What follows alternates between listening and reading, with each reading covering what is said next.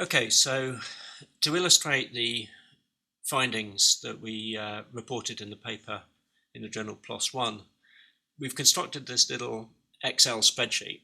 What we've got is an equation that represents the output from the structural equation model that relates biological problems, social problems, and life events through the mediating effects of rumination to lead to mental health problems.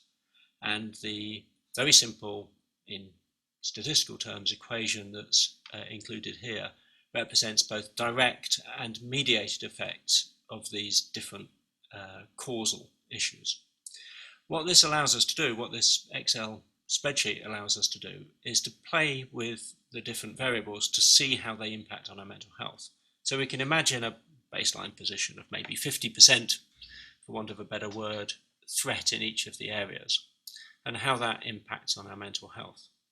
If we then increase the degree of threat to a person's mental health by changing these figures from, say, 50% to 75%, we can see how it changes the levels of their mental health problems. So increase in their biological vulnerability from 50 to 75 has a noticeable effect on the person's mental health. If we return the biological score back to 50, do the same with social problems, increasing that to 75%, again, you can see an impact on the mental health. The impact on the mental health of changing their level of social disability in this equation has a very slightly smaller impact than affecting their biological problems, simply because the equation has slightly different figures in it.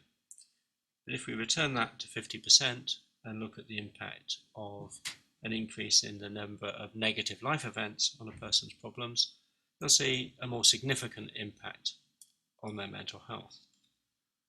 What really makes a difference, however, is if we look at the changes in somebody's tendency to ruminate. And again, if we make the same numerical change from 50% to 75% in their level of rumination, you can see a very marked impact on their mental health. Of course, in the real world, you're likely to have increased levels of life events, increased levels of social problems, and a tendency to ruminate, as that pushes up the person's mental health scores quite considerably. This is not intended to be direct research. The numbers 50%, 75% are just illustrations. Obviously, biological problems and social problems and life events don't come in neat percentages.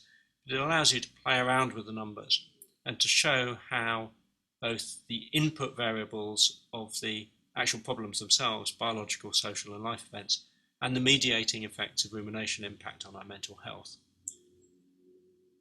To help you look at this a little bit more detail, we've included the Excel spreadsheet on the course website, so you can download it and play around with the numbers yourself. You can also, incidentally, check that I've got the equation right, which might be an important part of the process.